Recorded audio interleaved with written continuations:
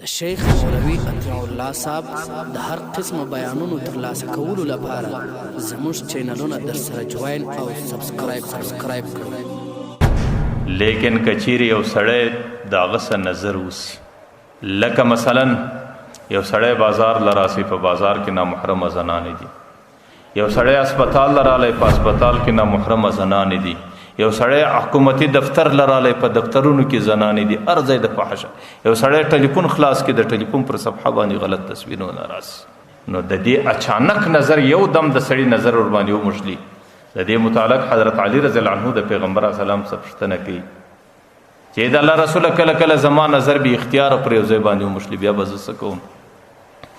پیغمبر علیه الصلاۃ والسلام ته یا علی لا تتبع النظر النظر، په دې نظر پسې دویم نظر مه پسې کوه.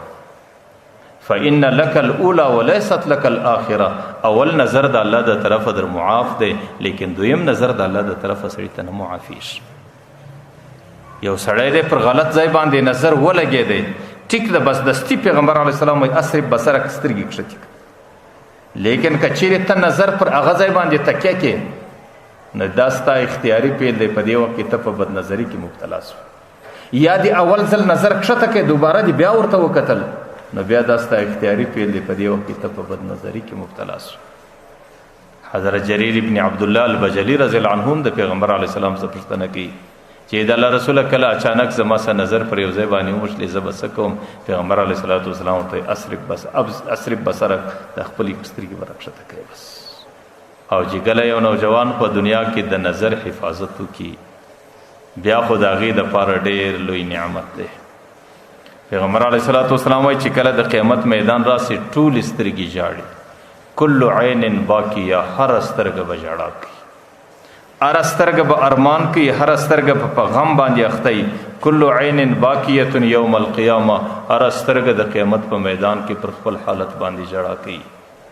درې سترګې الله تعالی د ژړا څخه محفوظه کوي چې هغې به د خوشحالۍ په حالت کې، هغې باندې به په قیامت کې ځای رانیسي چې دوی وژاړي. اوله کومه سترګه ده؟ اوله سترګه الا عین غضت عن محارم الله، هغه سترګه چې پر بدنظري باندې راسي، دا نظر کښته. او کم نوجوان چې پر بدنظري باندې راسي، نظر کښته کی، د پیغمبر علیه الصلاۃ والسلام حدیث مبارک راځي د دې هر نظر کښته کولو په عوض کې الله تعالی د قیامت په میدان کې خپل دیدار ورکوي. نه یوه هغه سترګه چې د بدنظرۍ پر ځای باندې راله، دا سترګه پټه سوله او د بدنظرۍ څخه ځان محفوظه کوي. د قیامت په میدان کې به دا سترګه د ژړا څخه محفوظه وي.